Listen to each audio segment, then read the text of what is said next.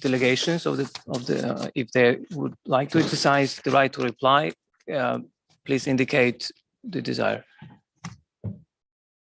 Okay. All right. Then I would like to invite you, lady in red. Please, you can take the floor. Thank you. Anna Melikian, Protection of Rights Without Borders, on behalf of 23 Armenian civil society organizations. As rightly pointed out by previous speakers, IHL and human rights laws are there to ensure protection of the most unprotected groups during an armed conflict. And the right question was asked by our distinguished keynote speaker: what red lines the international community allowed to cross in the past? Let me remind you, in 2020, the OSCE region witnessed a 44-day war in Nagorno Karabakh, when Azerbaijani armed forces, despite undertaken international commitments, committed serious violations of IHL and human rights law.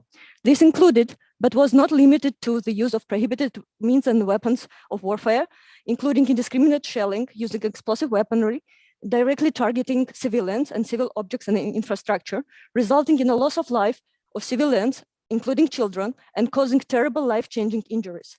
In addition, cluster munitions were widely used in densely populated areas, causing not only mass destruction, but also contamination of communities with unexploded ordnance, posing additional risk for the civil population. Azerbaijani armed forces also deliberately targeted the maternity hospital in Stepanakert, as well as cultural objects. Well-documented war crimes committed by Azerbaijani armed forces also include extrajudicial executions, beheadings while alive, and I repeat, beheadings while alive in the OSCE region in 21st century, torture and inhuman treatment of captured Armenian civilians and prisoners of war, enforced disappearance. At least 38 civilians who did not manage to leave their homes in time, mostly elderly, some with disability, and women, were deliberately killed, executed after falling into Azerbaijani custody. Incidents amounting to war crimes were posted daily on social media networks by perpetrators, Azerbaijani servicemen, or people affiliated with them. In most of the footage, perpetrators are identifiable. This means that they do not attempt to shield their faces and are confident to publish the videos in question and boast about war crimes committed. This clearly suggests that the perpetrators do not fear punishment for such heinous acts due to total impunity. I would like to exercise to date, above mentioned numerous IHL and human rights violations remain unaccounted for. There is a point of order. Could you please stop for a second? There was a point of order. I'm sorry, I did not see who exactly asked for the point of order. Could you please delegation raise your hand? Yes, please, you have the floor. Yes, Mr. Moderator, I would like you to encourage the representative of civil society to speak on the subject. I believe the information which they are disseminating now here fits another session of this meeting. Thank you.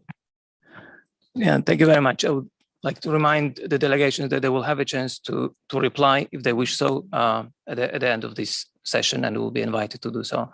And I would like to now return the floor to the speaker and would kindly ask you to wrap up, please.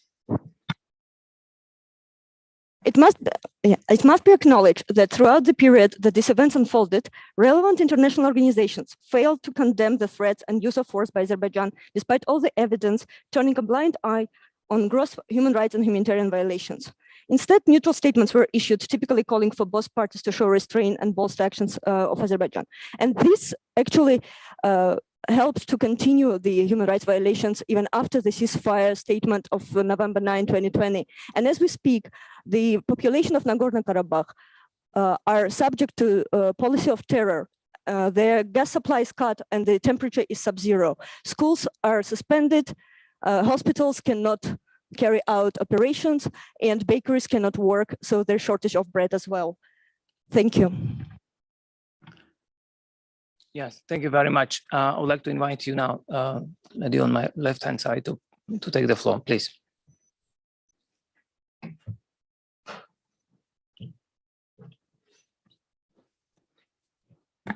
Спасибо. Спасибо большое за слово.